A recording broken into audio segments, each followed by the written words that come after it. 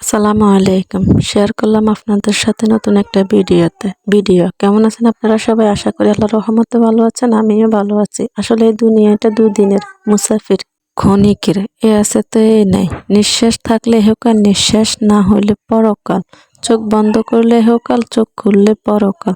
আসলে আমরা কখনো এটা বুঝতে চাই না। আল্লাহ রাব্বুল আলামিন বলছে দুনিয়াটা হচ্ছে ক্ষণিকের। এই দুনিয়াটাকে আমি মৃত পশুর মতো মনে করো তোমরা যেরকম একটা তোমাদের গৃহপালিত পশু যদি মৃত্যুবরণ করো, ওই পশুটাকে কি করো? পালাই দাও, কারণ ওটা তোমাদের কোনো কাজে আসে না। তদ্রূপ এই দুনিয়াটা হচ্ছে ওরকম, দুনিয়াটার জিন্দেগিটা হচ্ছে ওরকম, একটা মৃত পশুর মতো। মৃত পশু যেরকম মানুষের কাজে আসে না, উপকারে আসে না, তদ্রূপ এই দুনিয়ার জিন্দেগি। তাই এই দুনিয়ার মূল্য আল্লাহর কাছে নেই। আল্লাহ ওই দুনিয়াটাকে ওই মৃত পশুর মতন মনে করেন।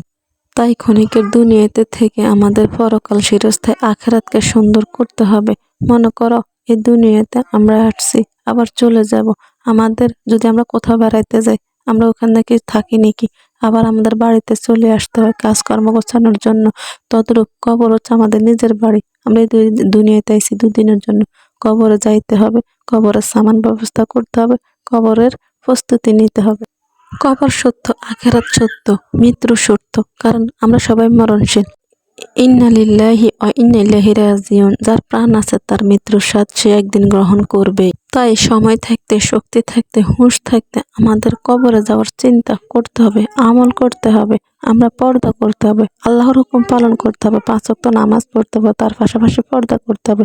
বর্তমান যুগে যে পরিমাণে ফিতনা ফাসাদ ছড়িয়ে পড়তেছে, আল্লাহ রাসূল বলছে শেষ জামানায় ঈমান ধরে রাখা অনেক কঠিন। আগুন হাতের ভিতরে ধরে রাখা যেরকম কঠিন, তার চেয়েও বেশি ভয়ঙ্কর কঠিন হচ্ছে ঈমান ধরে রাখা। বর্তমান যুগ, ফেসবুক, ইউটিউব, টিকটক যে পরিমাণ দেখতেছি, এই পরিমাণে মানুষের ঈমান কতটা ঠিক থাকে বা কতটা ধরে রাখবে আল্লাহ পাকে ভালো জানে। তবে আমি দোয়া করি আল্লাহ সবাইকে হেদায়েত দান করুক। সবাই সময় থাকতে আল্লাহর কথা চিন্তা করো, কবরে যাওয়ার কথা চিন্তা করো। সময় থাকতে নিজের আমল নিজে জোগাড় করো, কারণ এই দুনিয়াতে মানুষ চিরদিন থাকবে না। তাই একজন মুসলমানের প্রথম কাজ হচ্ছে 5 ওয়াক্ত নামাজ আদায় করা। আল্লাহ পাক আমাদের সবাইকে 5 ওয়াক্ত নামাজ পড়ার তৌফিক দেখ, পর্দা করার তৌফিক দেখ, বিশেষ করে মহিলাদেরকে স্বামীর আনুগত্য করার তৌফিক দেখ। বর্তমান যুগে যে পরিমাণে ডিভোর্স আর ঘরে ঘরে অশান্তি আর পরক্রিয়া চলতেছে, স্বামীদের কাছে তার স্ত্রী ভালো লাগে না, স্ত্রীর কাছে স্বামী ভালো লাগে না, ঘরে ঘরে পরক্রিয়া, ঘরে ঘরে অশান্তি। তার একটাই কারণ, আমাদের ভিতর আল্লাহর ভয় নাই, ঈমান আমল দুর্বল। আমরা আল্লাহকে ভয় করি না, আখিরাতের প্রতি ভয় নাই, জাহান্নামের প্রতি ভয় নাই। যদি আমাদের ভিতর আল্লাহর ভয়, আখিরাতের ভয়, জাহান্নামের ভয় থাকতো, তাহলে আমাদের জীবনে এত অশান্তি থাকতো না। নামাজ, রোজা, হজ, যাকাত যেরকম ফরজ, আরেকটা জিনিস কি জানেন? স্বামীর হুকুম, স্বামীর আনুগত্য, স্বামীর হুকুম পালন করা ফরজ।